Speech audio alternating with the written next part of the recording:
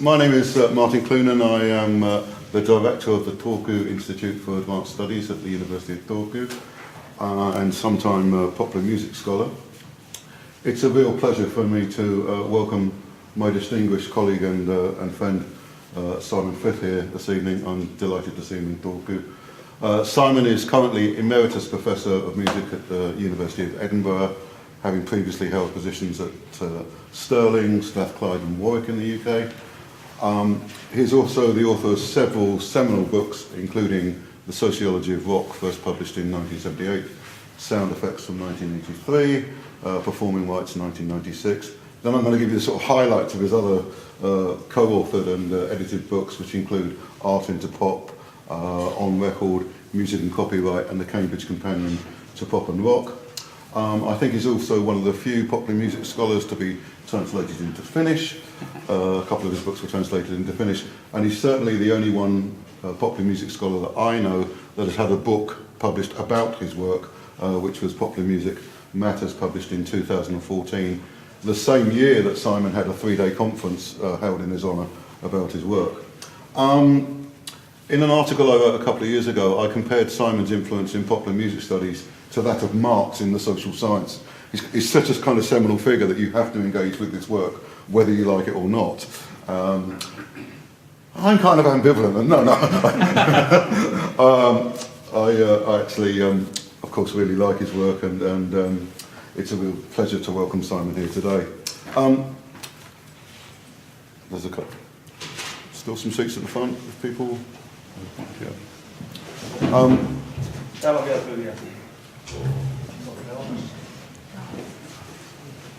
Simon, I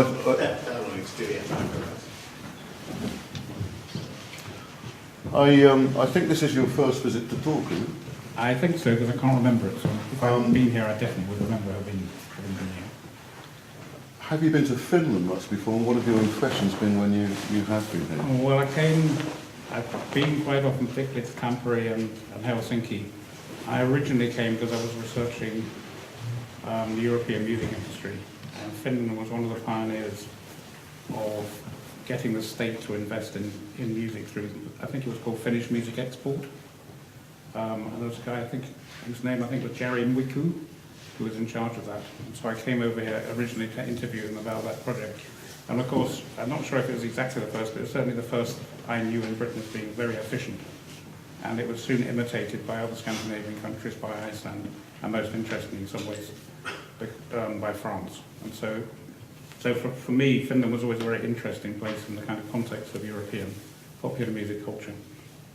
And coming here, I just found it a great atmosphere. And everybody told me that Finns were silent. I can never think it's the most stupid thing. I've always found Finns incredibly talkative. Well, we'll find out that. It may only be in terms of popular music culture. Well, yeah.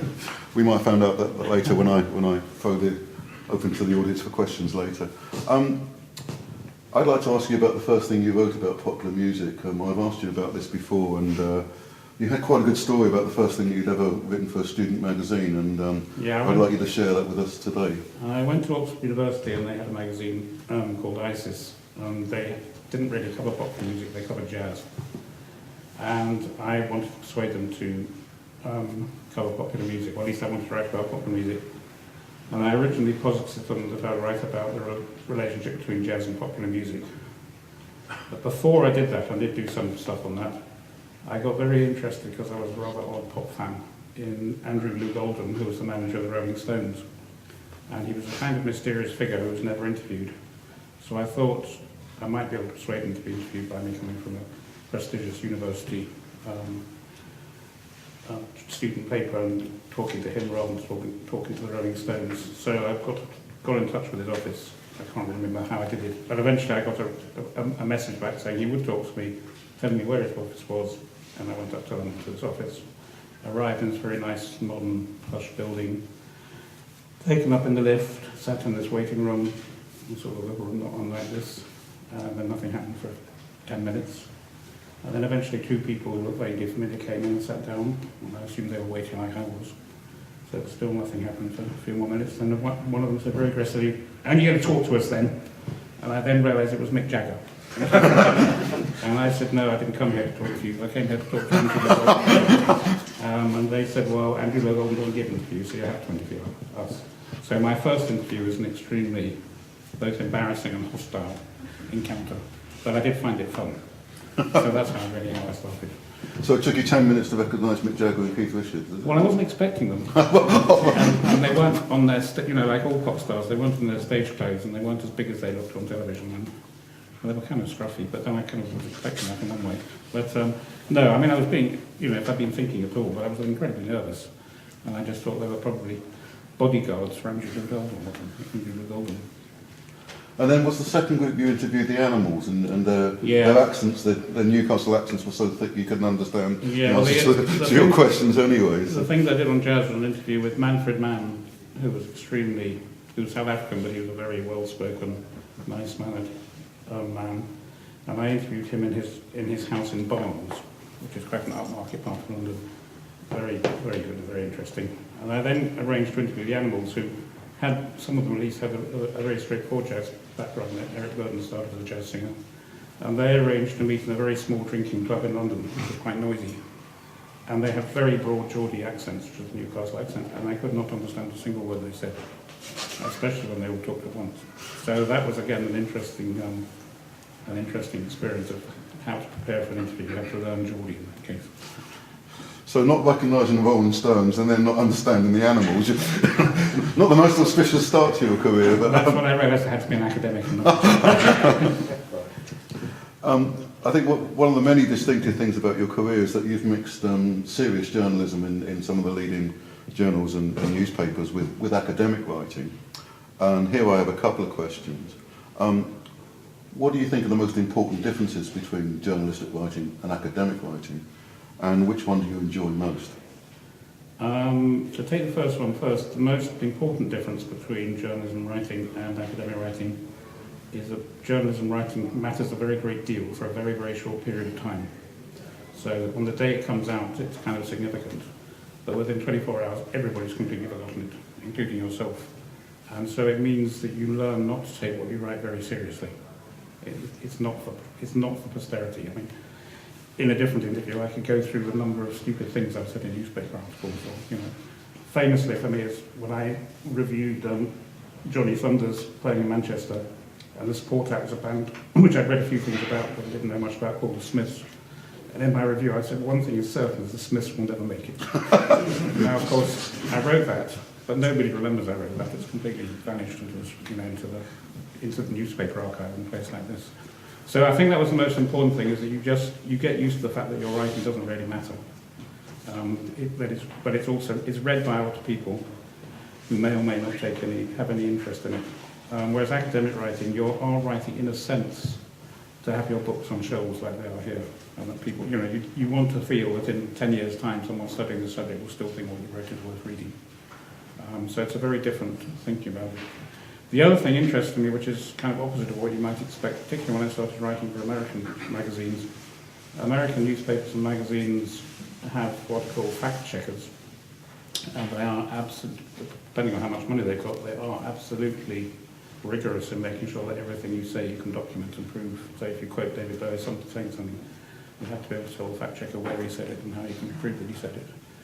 In academic books, I discovered you could write anything and nobody thinks to care. I mean, especially in popular music studies, because there's publishers just don't, academic publishers particularly, they'll send it out to peer review, but they have nobody who's sitting there saying, did that record really come out in 1972 or did it come out in 1971? Whereas in an American magazine, you have to be able to absolutely show it came out in 1971. So that was an interesting difference. I think I found much more respect for evidence in the press than I did in the camera. And which the second question, which did you enjoy? I enjoy writing very much, but I hate starting writing. As Martin knows to his bitterness, if he's involved in a joint writing project with me, I will be many years later than I said I would be. Whereas with a newspaper, you're many minutes later and you said you won't get published. So I learned to write to deadline, which is very bad for academic work, because it means I leave it too late. But it's a really good experience of having to write, even when you don't feel like it or anything else. And once I start writing, I love it. I don't know now. When I look back on my youth, I was a full-time academic. At one time I was writing a column a week for Melody Maker and a column every month for Village Voice and reviewing all the time. How I managed to do all that writing, I have no idea, but I think it's just because you have to do it, you just do it. Whereas the Academy is not good at making people write when they don't feel like it. I wanted to ask you something about the music press now. I mean, in the last month or so, the last weekly British print newspaper, the NME has closed, and possibly not before time. But I wondered what you thought was the influence of the music press on popular music studies.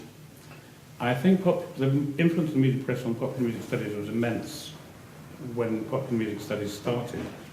Because in a sense, the first draft, people often say the first draft of history is written by war reports and so on. I think the first draft of popular music studies was written by popular music writers and press because they did it first. And they established a kind of notion of who was worth writing about and why they were worth writing about. And it was in the music press that we learned that punk was the most important thing that ever happened to British music. And on the whole, popular music studies followed the account of popular music that the British music press provided, which I think has been to the detriment of popular music studies in some ways. I think it meant that for a very long time it was very dominated by a notion of rock as being the central part of popular music. Had a very skewed version of history, as if history of popular music started in 1956, while in Britain probably started in 1966. And I think, you think popular music scholars would have been the people who kind of challenged that, but in the early days of popular music studies, certainly I think that was the popular music press had dominated how the field was set up. And although I think that's now changed, particularly with people coming from kind of non-rock areas or non-rock interests, by and large I think popular music press, I mean I can only speak here for Britain and the US and certain other European countries. I have no idea about Finland, for example, but certainly in France, Germany, popular music writers were very influential in how popular music studies developed. Moving into the academic world, you're probably best known there as being a pioneer of what became popular music studies.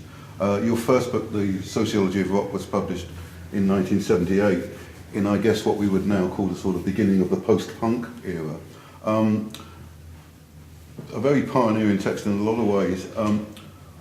But 40 years ago, what was the critical reaction to someone who's a sociologist working in a proper university writing about pop music, for God's sake? Well, you have to put this in context, Ali. Again, this is you're talking in a little sense from a popular music studies perspective, which didn't really exist then. I wrote it because I was a sociologist, and I'm still a sociologist, and I wanted to show that sociologists could say interesting things about popular music. And I was also a pop and rock critic, and I wanted to show that an academic approach can reveal things that you critics are not interested in. So for me, the book was about showing that you could write sociology about, A, about music, and B, about a certain aspect of popular culture. And within sociology, I think that was accepted. If you see what I mean? It was good enough sociology, and it was very much in the time when media studies were starting and people were writing about popular television and film studies and all those things. So it was fitting into a kind of model of what became cultural studies, or wasn't exactly part of that, the sociological, sociocultural studies, rather than fitting into popular music studies, which although it didn't really get going until the 80s in an academic sense. So that was, so I think in academic terms, I think that was felt, I mean, there were people who thought sociology was a waste of time, let alone sociology culture. I think in the music press, this was just regarded as a lot of bloody intellectuals talking about our music. I don't think that changed as well, but I think at that time, partly because there was this romantic notion that rock was this wonderfully revolutionary thing, whether it was punk or whether it was the original Rolling Stones, that people really didn't want to write or report much about the music business, which is what I was most interested in. And again, that changed, but I mean, even to the end of its days, you would never have found the enemy really give you any understanding at all of what was going on in the music industry. So I mean, now, at least in the UK, we have numerous popular music degrees of various sorts. Who did you think you were writing for at the time you were writing sound effects? Who did you think would be interested, other than sociologists? I thought anybody, I mean, again, I think there was a kind of what you might call the secular intellectual class, who were people who were interested in the sorts of things that academic sociologists were interested in but weren't academics. So people who are interested in thinking about youth culture or thinking about criminology, about crime. So a certain kind of, there still existed a certain sort of serious press magazines about social issues. Like New Society would probably have been, which was a magazine that existed then, which was presenting for lay readers sociological accounts, but also using a lot of very good cultural journalists like say George Melly or whoever would be reporting on cultural activities. And I think I was probably felt that I was writing for the people who read that, or for New Statesman, or for certain sorts of. And at the time, of course, I was also I always presented myself in school too as a Marxist, and there was a kind of enough of a Marxist intellectual class around. But partly what I wanted to do, to go back to you, was to get Marxists to take popular music seriously. So it was partly a kind of political intervention. So I thought that the people who would read me wouldn't really be academics in the sort of broad sense, except for sociologists. They wouldn't really be pop fans. It would be sort of what you might call cultural intellectuals. It was a kind of fantasy. It was kind of like, that's what I felt I was, so I thought there must be other people like me out there. And I guess without delving too much into the murky waters of Marxism, I know at the time, that certainly the Communist Party in the... This one works, I think. You just need to hold it closer. Yeah. Let's just switch. Okay. Yeah, that's better. Yes, so you said you wanted to get popular music taken seriously by Marxism. My recollection at the time that there were certain elements of the Communist Party, at least, sort of completely dismissed popular music and were very into more kind of folky things. And actually, it was the more kind of Trotskyist left that embraced popular music, or have I got that wrong? You got it wrong. Basically, well, I'm very prejudiced here, and this is more complicated. I'm going to say. The Communist Party, in its sort of inner sanctum of the British Communist Party, there was certainly a very strong tradition of being anti-American music, and of being anti-commercial music, and seeing folk music as central. But this was much more complicated than it sounds, because if you take sort of significant figures like you and Nicole, they were actually, he formed a skiffle band. They were very into jazz and blues of a certain sort, and they were a significant part of kind of what you might broadly call rock and roll culture in the 50s. And the Communist Party always had people in it that were interested in popular music. They were very big in jazz, for example. A lot of jazz musicians were members of the Communist Party. And what I found was that the Communist Party was much the best place to have debates about things. So you're absolutely right. I mean, one of the more fun events I can remember going to is when the young communists, there used to be a thing called the Communist University of London, where every year the Communist Party had sort of like intellectual debates. And there was a debate on whether young communists would be allowed to have discos at their events. And I can still remember, and they asked me to come along and speak on behalf of disco on these what's Charles Fox was the guy who, was it Charles Fox? The BBC man who'd done the radio ballads with you on the call. Charles, I can't remember his whole name was. He was adamant that disco was the greatest evil ever to hit British youth. So, we had debates like that. So I found the Communist Party, I wasn't a member, but I found that people in it sympathetic, and certainly when Marxism Today started, or the magazine became more kind of open to different views, I wrote for them a lot. Whereas Trotskyist parties were, I just found sectarianism impossible. You couldn't say, if you disagreed with something, you became a member of a group of people who disagreed, and therefore you were either expelled or you had to form a new party. I mean, it was kind of a nightmare. On the other hand, I take your point that when punk came along, those of us who were on more kind of communist, who were members of kind of, I can't remember what it was called, Music for Socialism, found punk, punk wasn't our natural element, it was kind of punk rock in a sense, came out of that.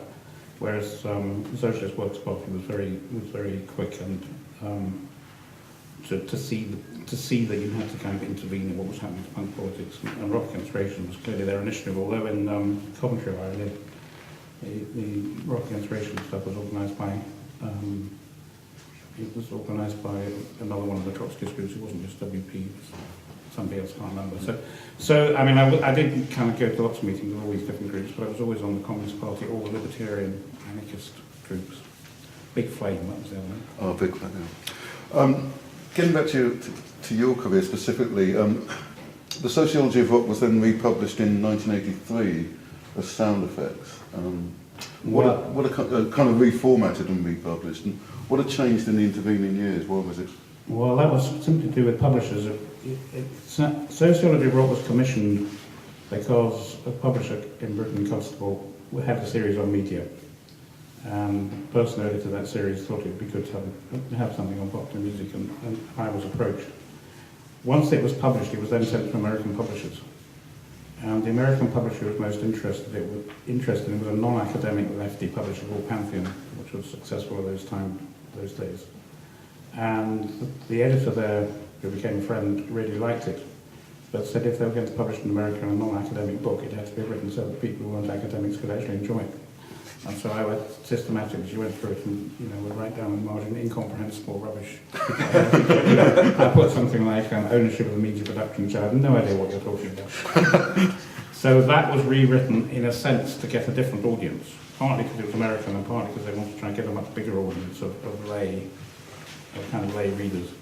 But it gave me an opportunity to, to update it and do other things.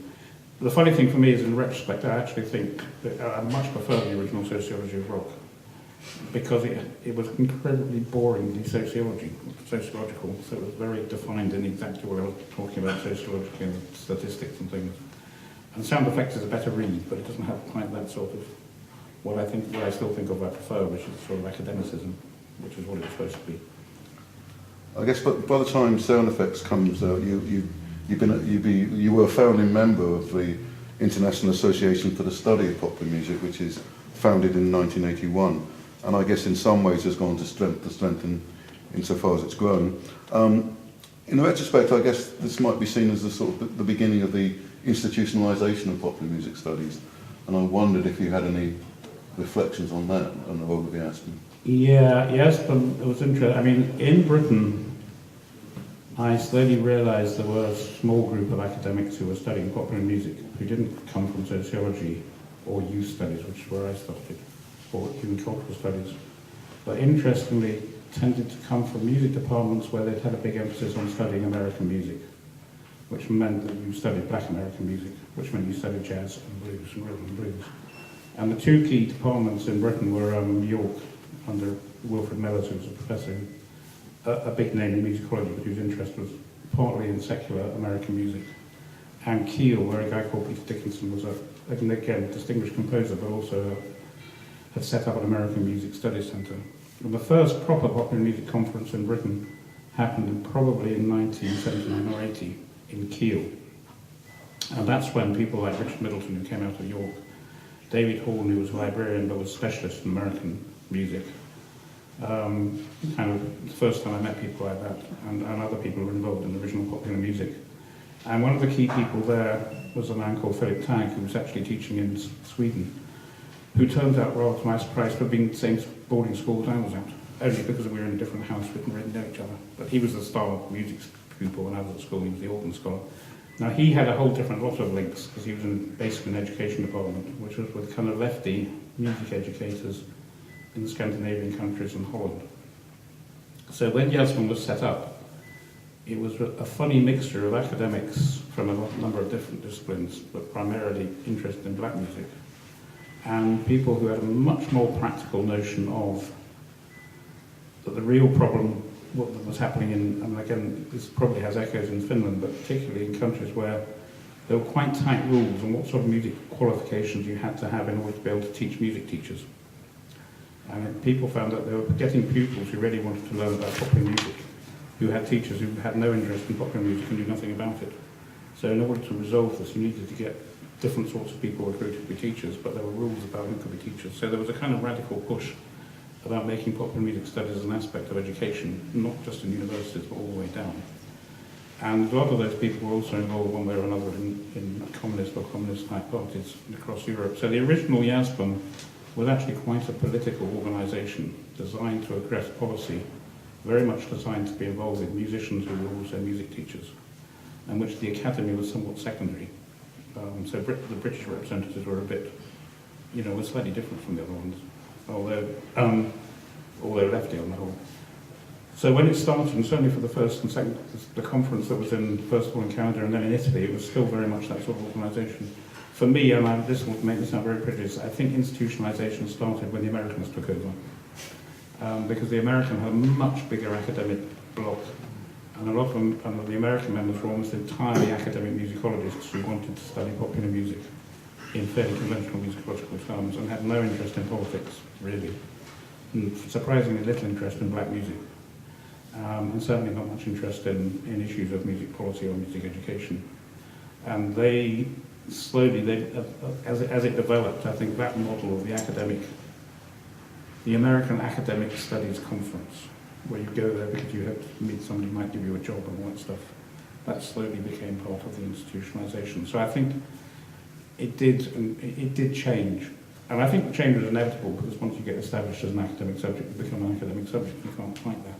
But I think we also lost, and I think we lost the attempt to bring other sorts of people in, which never really happened in the end. So what do you think that have been IASPM and popular music studies successes, and what have been its failures? I think its successes have been to enable a lot of people to do very interesting work on popular music within an academic environment. And I don't think that would have happened without having an institutional base. And certainly in the early days of conferences, I found them wonderful. They were very friendly. You could hear people talking about anything with great passion and enthusiasm. And you made friends, which I've still got from kind of around the world. It was just extraordinary. It was unlike other academic disciplines because it was so new and exciting. So I think just the number of people who were able to study popular music and I would regard the thing I've most enjoyed in my teaching career as having a lot of really interesting PhD students. And it's been, I needed that institutional base. To be able to get people to come and do PhDs in an old-fashioned music department in Edinburgh who have no music qualifications whatsoever, and yet still can get in and do a PhD because their work is interesting. I think that's the sort of thing that IASPM and popular music studies have done. They've given the kind of academic institutional base for that sort of work. I don't think popular music studies has really changed, has developed great theoretical ideas which didn't have. I mean, I still regard myself as a sociologist, not as a popular music studies scholar. Yeah, sure. Another aspect of your career has been the fact that I guess you've been embraced to a certain extent by the music business, in as much as they trusted you with the Mercury Prize for 25 years. As for people from outside the UK not familiar, the Mercury Prize is an annual prize for the best album of the year. Has a great deal, I think, of critical credibility. Also, the debates that took place within the judges about how do you judge what's the best album of the year. Yeah, I mean, just to go back to the beginning, the original idea for the Mercury Music Prize was that, which started in, I guess, 1993 or something like that, was a feeling. There was an interesting man in the British music industry who started the compilation series, which still goes, which I don't know if ever came out here, called Now That's What I Call Music One, and every year, and it was an anthology of all the best tracks of the year. And he was a very clever marketing man, and that was the problem about that album when he started was that all these different record companies didn't want to have their tracks mixed up with other labels, so he had to persuade them that this was a sensible marketing device, because his notion was that a lot of people who would buy that album or get it as a present wouldn't actually have heard the singles, because singles are increasingly only being listened to by getting smaller numbers of the population who still listen to Radio 1 and who were young, essentially. And his view was, quite rightly, that you now had several generations of people who loved rock music, who'd grown up as teenagers in the 60s and listened to it ever since. But at a certain moment, when they finished university, got a job or a family or whatever it was, stopped following it. They just stopped reading AME, they didn't listen to radio programs. They knew what they liked, and if they saw there was a new Led Zeppelin album coming out, they got excited, and they were going to see Martin, they were going to see Rolling Stones every time they played anywhere. But if somebody new came along, and Kaiser Chiefs or the Arctic Monkeys, they would just sort of vaguely read about them, and they'd have no idea why they should bother to listen to them. So his feeling, he persuaded the rest of the record industry organisation, was that you needed to think of a way of marketing new music to old fans, is what I think of it. And the model they took was a book publishing prize in Britain, which was a Booker Prize, which was a way of kind of mass marketing literary novels, to put it crudely, to get people who wouldn't normally think I'd read a book like that, to see such a lot of publicity that it would be big in the bookshop they would buy it, just to try it. So the record industry agreed that they needed a prize like that where all record companies would enter all the albums they put out that year, and there would be a list of 10 would be selected, and you'll get so much publicity that people out there who were interested in music still would think, well, I might ought to listen to that. I've never heard of them, but this sounds like something good. Now, two things then happened. In order to pay for this and make it credible, they first of all needed to get a sponsor. Well, first of all, they needed to get somebody completely independent to run the prize, so it wasn't just seen as record industry marketing. Although it was, they didn't want it to be seen as kind of crude, in the crude sense of marketing particular records. And that person was told, we are not going to give you money to run this prize, because we want to keep hands off. You've got to raise sponsorship to get the prize, which you did. And that's why it was called Mercury, because it was originally sponsored by Mercury Communications. And then they said, we need to have a judging panel that can be seen to be clearly independent of the industry. And I was suggested as someone to chair that for the reason that the record industry knew that I did understand the industry with what I wrote about, but also I had absolutely no ties and never had to any record company whatsoever. I've never ever worked for one, managed to ban anything like that. So I was kind of squeaky clean from the point of view of scandal. So I was originally just supposed to do it for 1 year. And the people who were organising it realised actually the key skill I had, which had nothing to do with any of those things, was that I came from a university and therefore was used to going to committee meetings. And so was actually quite a good chair of committee meetings. And the other people I've been thinking about, like journalists, are terrible chairs of committee meetings. Produced record company, radio presenters, I don't know if any radio presenters here, but radio presenters are terrible because they never listen to what anybody else says. Because they're in charge of being able to say, this is going to be what we're going to play today, or whatever it is. So they were very bad at listening to other people's arguments. So my job really was to kind of coordinate the rest of the judges they had to be people who listened to a lot of music, because you get, by the time I finished, you're getting something like 350 CDs that you have to listen to in about 6 weeks. And really, you could only expect people to do that if they were listening to a lot of music anyway. So there were music journalists or radio producers or TV producers, and they also had to have nothing to do with any of the industry or any of the records on the list. So it's quite difficult to get the right people. And so my job was to, so that was how that came about, and then I chaired it, and from the Mercury Prize, I seemed to do it. From that point of view, I seemed to do a reasonably good job in that the meetings happened and people didn't walk out and announce us to the press and say it was all fix or any of those sort of things. So, but within that, there was no pressure, particularly on us. In the abstract, there was no pressure on the record industry on us at all. And all that happened, just people were interested in how the process works. Everybody who was on the panel, usually about starting to change a bit, but at the beginning there were, say, 10 people on the panel. They all had to write in, send in a list of the 10 records they would have put on the shortlist. And in the office, they then coordinated that simply by adding things up. And then saying, right, we produced a long list of 30, these are the 30 tracks that we do. And my job partly was to actually add some things that people might not have got there because of the numbers, that we needed to have some sorts of music that weren't there, because we were supposed to prize for all sorts of music, including classical. And then we would have a meeting, and I was very anti the idea of having votes. So we had a meeting where everybody had to speak. Every record that was out there, somebody had to agree they were going to champion it getting on the shortlist. And if anything, if nobody wanted to champion a record, we just cut it off. So I was more interested in enthusiasm of whether the record was any good or not. And then, it's difficult to describe this process, but people just presented where they thought the record should be on the list, and other people might disagree. And at the end of the day, you basically not exactly have a vote. It changed a bit. It's only when I first started doing it, I was desperate to avoid any sort of vote at all and hope it would just sort of come out, which it did, to a surprising extent. And then you got that list of 10, and then you later, on the night of the show, you had another meeting. And then people had to argue why something should come off the list, and you got one left. And I enjoyed it very much, because some people are just amazing talkers about music. And the best single case for a record that I ever heard made from the Mercury meeting was by my friend Mark Percival. Gave the best reason I've ever heard why a particular album by Mogwai should be on the shortlist. Everybody applauded him, and it wasn't on the shortlist. Although his argument was wonderfully persuasive, none of us could quite match it to what the record sounded like. So it was interesting. It was an interesting experience. And it changed over the years as sponsors changed and various pressures came on. But it basically worked like that. And the only thing I had, going back to the relationship with the industry, My job was partly, my only real job was to keep the prize going. You know, what mattered more than anything else is that the prize would still exist the following year. And to do that, you had to keep a lot of different sorts of people happy. And sometimes you had to have in the back of your mind that EMI hadn't had a record on the shortlist ever. And there was going to come a moment when they were going to not bother to enter anything.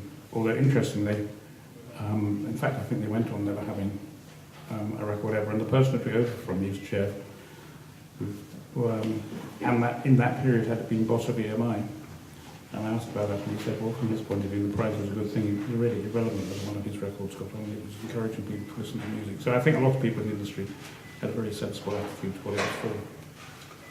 I mean, part of the reason I asked you about the prize was questions of judgment and value, Yeah. which you address in your 1996 book, Performing Rights. I've probably got this wrong again, Simon, but I think one of the arguments you make in that book is that the processes of making value judgments are the same in the high and the low arts. And I wonder if you had any reflections about making value judgments in that. I suppose, well, as a sociologist, I think making value judgments doesn't happen in the abstract, it happens in particular contexts. So any of you here, I mean, you just have to think of different musical places. If any of you are in a band and you're at a rehearsal, at some stage somebody's going to say that works, or that doesn't, or that's shit, you can't do that. Now that judgment only makes sense in the context of those 4 or 5 people in a band, you know, sometimes what they're trying to do in the band. And similarly, if you're a DJ, you can decide the record is complete crap because everybody leaves the floor when you put it on. Or if you're like the famous DJ, one of the Northern Soul DJs, you put the record everyone needs to fall. This proves that this is a great record and not popular. So you know, your value judgments can depend on what you're wanting to get. So there's not an abstract value, it depends on the context in which you're making the judgment. And I think that's true in classical music as well as, and I think it's true of all value judgments. They're not abstract. You can't ever, people used to say to me in Mercury, how can you compare, you know, a classical record and a pop record? How can you possibly compare whether Spice Girls is better than Mark Turnage? And I said, well, in everyday conversation, you don't. But in the Mercury Prize, that's what it's about. So you do. You know, you've got no option. So you just, that's the context for making that sort of judgment. And you argue why you think, you know, it had sort of vague criteria like, well, is it a record that reflects what was going on in music in that year? Does it do what it tried to do brilliantly, so you can see clearly that everything worked? Is it adventurous in some ways? Often it's quite simple things like, is there a kind of character or personality in that voice or in that music, you know, that makes you stop to listen to it? So there are a number of different criteria which you can't measure against each other. And, you know, any different jury in any year probably would have had a different shortlist. And even more interesting, I think any same jury who had done it either a week later or a week earlier would also probably have had a different shortlist. And you just have to accept that this is how our tastes work. I mean, we don't all think the music we liked 10 years ago is still the best music we've ever listened to, or if we do, I think that's a bit sad. Because, you know, we've changed, the context in which we listen has changed.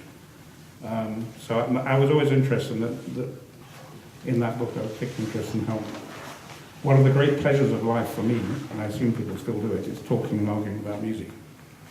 And that's partly what we mean about liking music. If we really like a piece of music, we want other people we like to like it too, and get kind of irritated if they don't, or if we don't think they're listening to it properly or whatever. So there's some, you know, so there's a kind of personal commitment to our values, which are partly what listening to music and enjoying music is about. And that's, you know, that's true of in all sorts of music. That's not just a popular music thing. No, I very much agree with you there. And I think of all the arguments you have in your personal relationships about value of music, for example, and families and so on. In more recent years, I've had the pleasure of working with you on several projects around the live music industry. We've been involved in writing a history of the live music industry in the UK since the end of the Second World War. And I wondered if you could reflect on what you've learned through studying the live music industry after probably looking at the recorded industry more before. I think anybody who's a real music fan, and this is my value judgment, and anybody every time I've ever talked to anybody else or talked to students, if you ask, I used to ask first year students when they came in the first year, and nobody, I always used to say, write down on a piece of paper the best musical moment you've ever experienced. And with perhaps one exception, what was written down was always an experience of live music. either playing it or listening to it. It was never somebody saying, well, I listened to this record. And it kind of made me, and I've always felt that kind of our sense of music and what makes music valuable is still somehow rooted in the live music. And if you talk to musicians, I mean, there are musicians who say I'd rather work in the studio than be on the stage for lots of reasons, but most musicians feel that what they do is about the magic of doing it live with, in a group or whatever it is, and it working or doing what they wanted it to do or what they were hoping or what they were expecting or something happened they didn't expect. So I always thought that live music was kind of more interesting as a kind of musical experience. But I also knew that I didn't know very much about the live music industry until I started working. So we started working on that project, and I'd done all my work really on the music business from the record industry point of view. And the second thing I very quickly learned is that the record industry, for marketing purposes, and this is very obvious in the Mercury, has a very clear sense that you've got to divide music up into different genres because that's how you sell them. So there are people who like metal, and there are people who like disco, and there are people who like this, and you've got to make sure you produce the music for that market and market it on the right radio stations in the right places. And I used to ask students, you couldn't do it once digital technology came along, but it was a really interesting exercise to say to people, think of your record collection and write down why you've got those records in it. And there'd be interesting things that would come out, like boys, and it was almost entirely boys, would always say, well, I like this person, therefore I need to have every record they've ever made. And then they were saying, it's really irritating, you get a girlfriend, she says she writes them, but she's only got 2 of their records, that's not writing. So you have these sort of fetishized collecting of records. But on the other hand, you get a lot of people who say, well, I had that record because I was on holiday and it was the only one in the shop that I could bear to listen to. I needed a record, so I bought it. Or somebody gave, my mother gave me that when I was 12, and I never really was into that, but it's always meant something to me. And people had all sorts of different reasons why they listened to music. And very few people just have one sort of music in their record collection.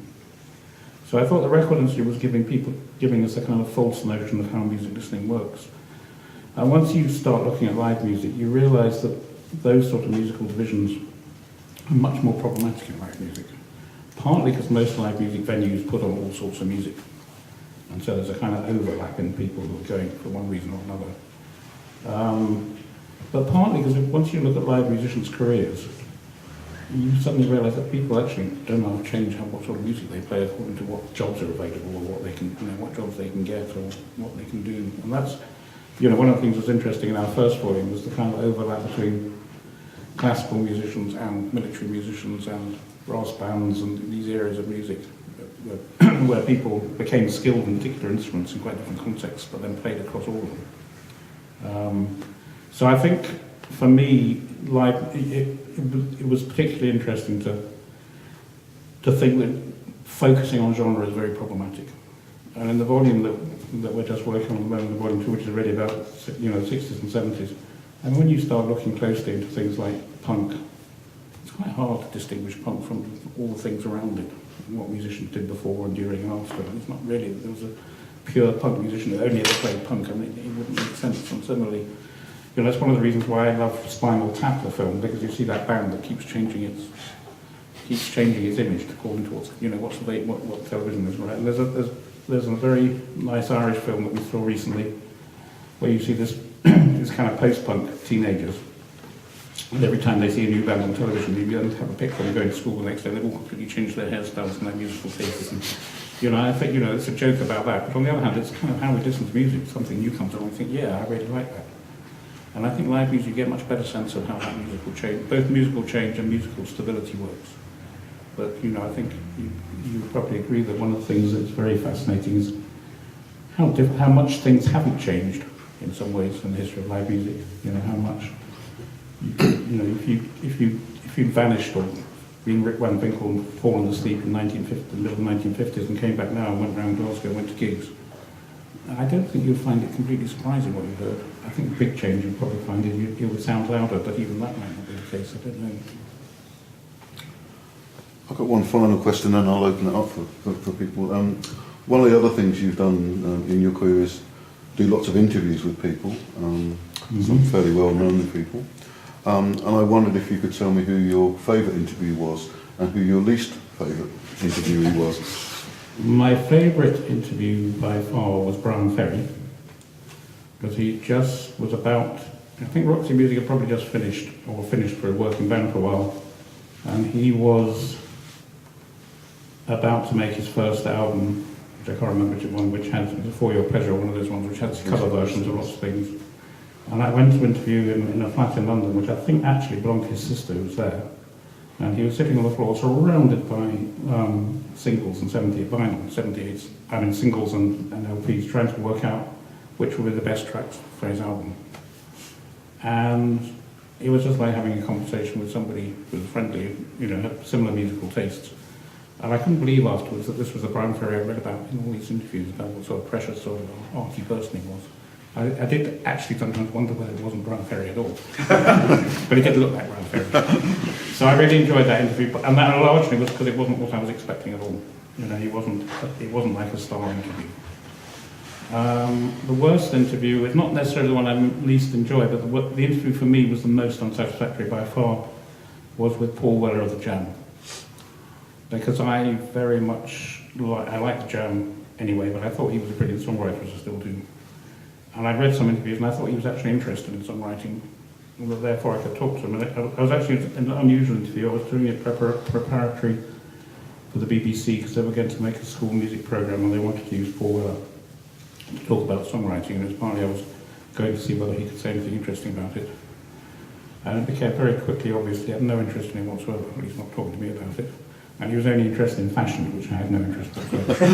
So we had this kind of cross-conversation where he would tell me where his shoes came from, and I would know the company he was talking about. And I was saying, how did you come to write Eton Rifles? And he'd say, well,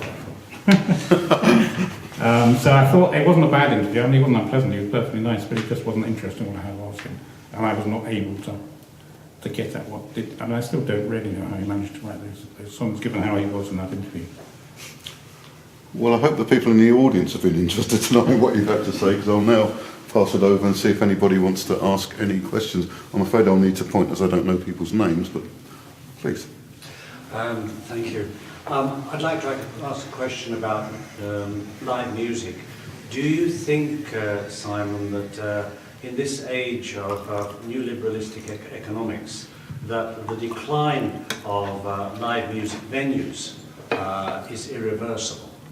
I mean, I think to back this up, I'd like to point out that I think it was a month or so ago, British rock magazine, either Uncut or Mojo, asked its readers to list 50 venues that had closed in the last 10 years, and the list was horrifically long. There are a number of answers I could give to that. One is that I haven't, but Martin's been involved in a project in Britain that's just published its results, which is a live music census, which is a census of how much, what's happening to live music in Britain. So in sort of detail, you'll be able to answer that. My own view is that historically venues do close and have done for a very long time. If you go back to, if you've been asking this question in 1890, you would have said, I've just been reading this article in whatever the Publicans magazine was, and did you know that in the last year, virtually every small music hall was closed down because of the new fire regulations, which was true, they had. But then other things come to take their place. So I think my first question is, I don't really get a sense that there's less interest in people going to live music than there was. So I think there'll still be a demand for venues, and you often find, one of the interesting things about punk, which we've just been looking at, is that it was amazing how many small venues local punk bands were able to find when they'd been banned from the normal ones. My favourite example was in Derby, when the local punks actually booked every week and played the local Conservative club, who I don't think ever realised what was going on, but just needed the money. So I think, I think there's still venues. I agree with you. Second thing I would say is there's an incredible amount of nostalgia about venues that people went to when they were young.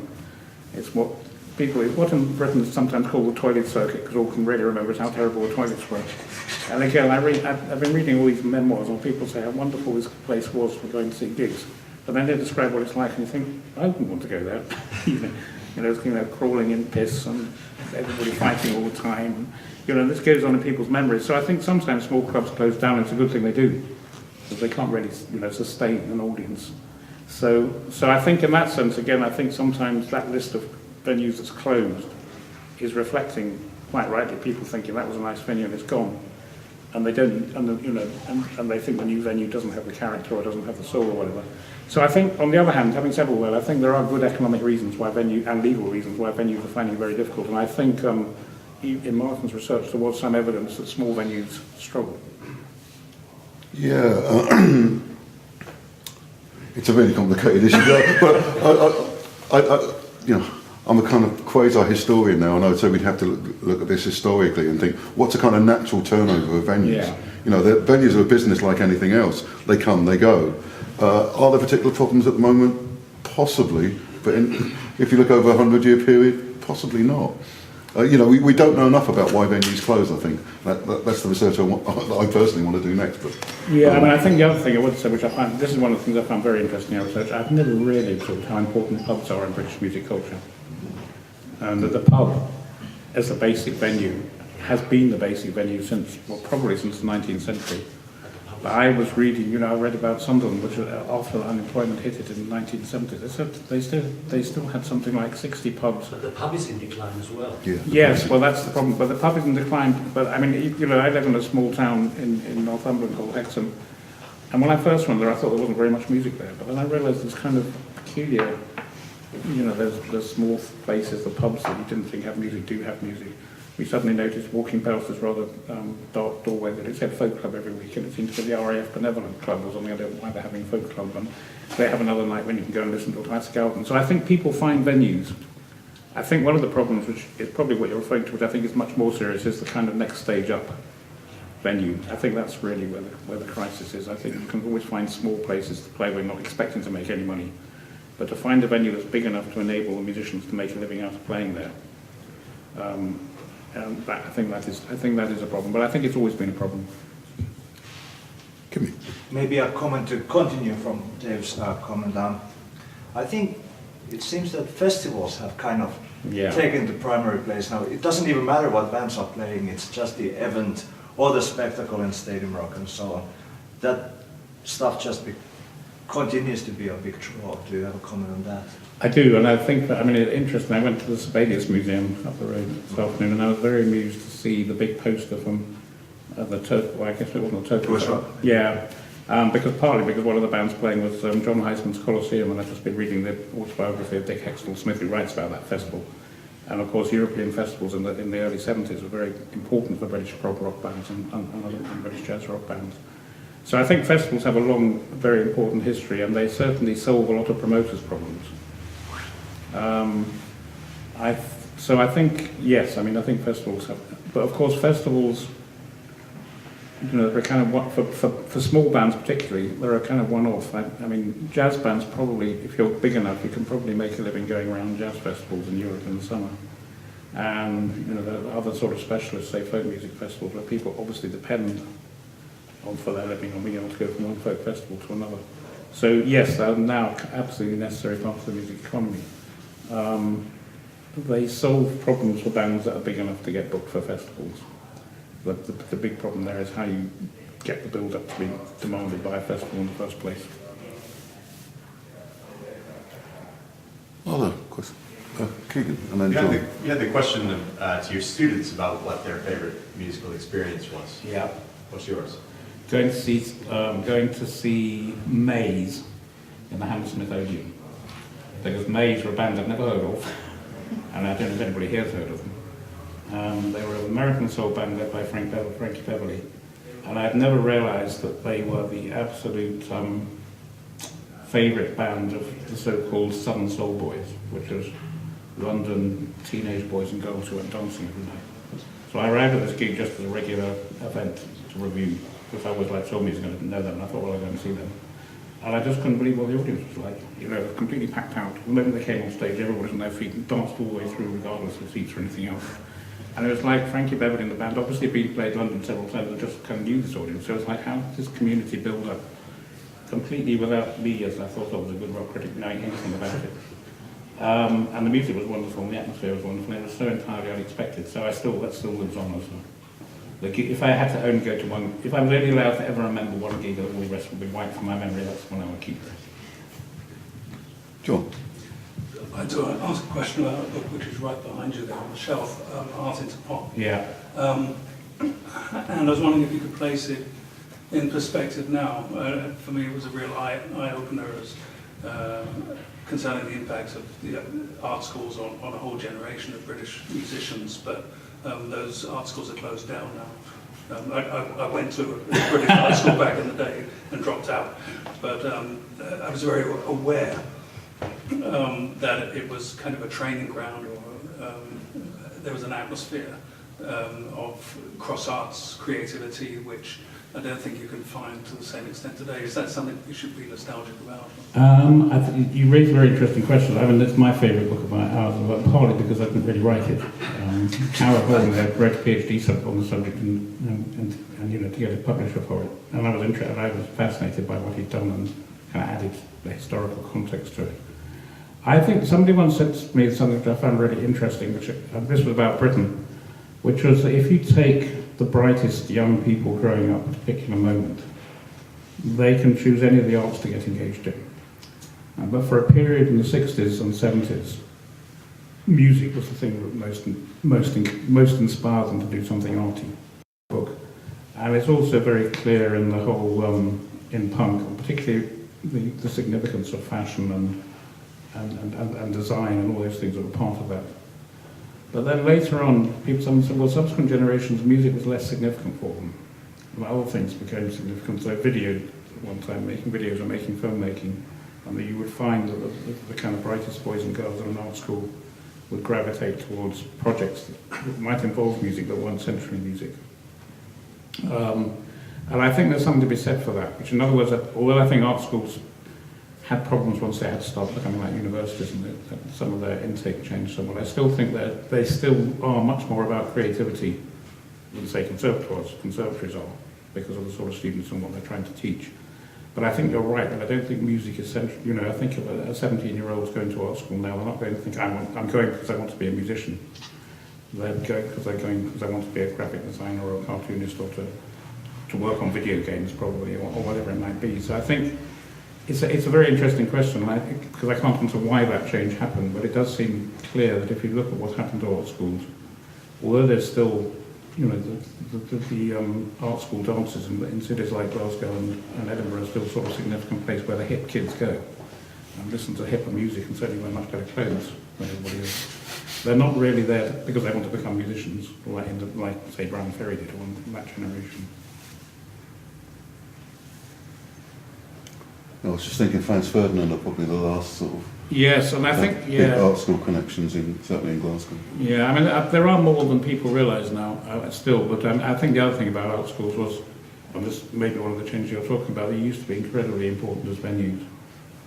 I mean, there's a whole different history, which I would, if I had my life over again, I find fascinating, is actually the significance of the school, the starting venue for all bands you've ever heard of, is really interesting, and what, you know, how school music, how that sort of schools became a space for making music, sort of the school strongly disapproved of, and yet you can still do it. I think it's really, you know, it's very, and that's still certainly still true today. I mean, you can see that even if you look at people like grime artists and other black artists, they'll often say they started playing around and experimenting, and the school provided a space they could do that, and when they first met the people they still work with. So Any other questions?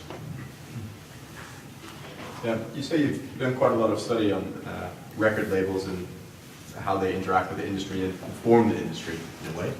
And with new digital tools, it's easy for any 16-year-old to make an entire album that sounds just as good as something produced in a professional studio in a matter of months, provided he has an ear for it, of course.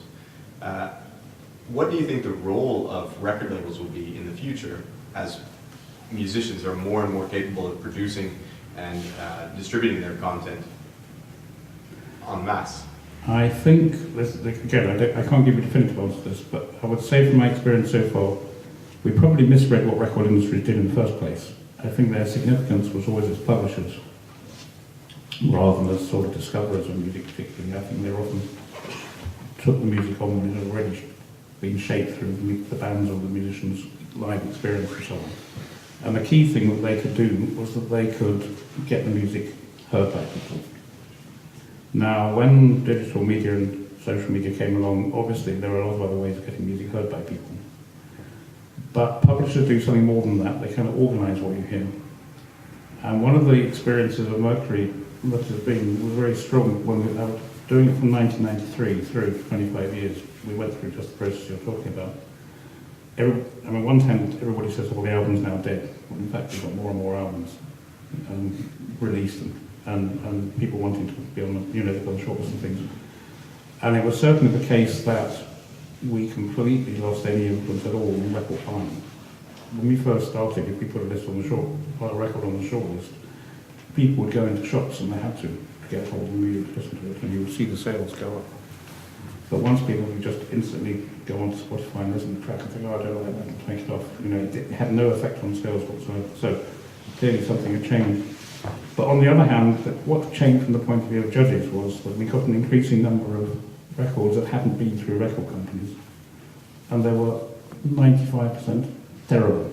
And I suddenly started respecting record companies as the people who actually act as kind of quality control. Which is true. I think that's true. If you would go into a bookshop and you saw a bookshelf of books that had all been self-published, and then a book that would have been through various significant presses, I think you'd still probably trust the publisher better than I publish it, and trust somebody who self-published it. So you need some sort of editorial help. So you can't just go out and listen to the web and say, I'm going to listen to 500 hours of music and I will find something I like. You need, and that's what Spotify has been a lot of what Spotify is about is actually not that, it's making lots of music available, it's organising that people hear the music that they want to hear, which I think is terrible myself, because I think people ought to listen to music they don't want to hear. But you can see that in other words, it's that editorial function that still matters, and that's why record companies still function. Now if that goes, somebody else has got to do it. I don't think we all want to just hope that randomly produced, downloading something. We've got to have some other indication as to why it's worth going to that effort to listen to it. Which maybe, which is again where live music comes in, of course. I mean, probably, certainly in certain genres now, I would imagine that more CDs are sold through at concerts than there are in shops for certain sorts of genres. Because that's where you're getting your sense of whether you like this music or not. I think we'll have one final question and then I think that will be it. Two final. Can you make them both quick? Thanks. In the 60s, many working class bands made it to the big time, for want of a better expression, in the UK and elsewhere across the world. Do you think, though, that today it's much more difficult, especially in the UK and in Europe, for a band with a working class background to make it to the top, that preference is given to those who have had a privileged education? I think it is, I wouldn't put it quite like you put it. I think the access to music making and being able to learn certain sorts of music skills is becoming more and more confined to people who go to sort of schools or have parents who can afford to pay for it. And I think that has a major effect on young people's ability to certainly go into those musics where those skills matter. And in general, I remember being asked after one Mercury, somebody, a smart journalist from the BBC, was able to say, did you know that 80% of the people who were on the Mercury shortlist this year went to public school? What do you say about that? Well, of course, I didn't know that. I didn't say anything very intelligent. But you could see exactly the point you're making. There are some counter things, because I think one of the things, and again, it's kind of under-researched by Popular Music Studies, although it will be part of Volume 3 when we get there. On the whole, most of the most successful young musicians in Britain over the last 10 years have been black. And they certainly have not, on the whole, and it's a big generation, but most of them, not even in the States terms, have they come from middle-class black families.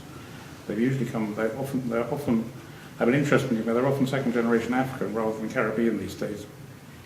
And their music making has been very much, as I said earlier, been involved in school, and with good teaching, but it's interesting, it often comes out of technology teaching rather than music teaching.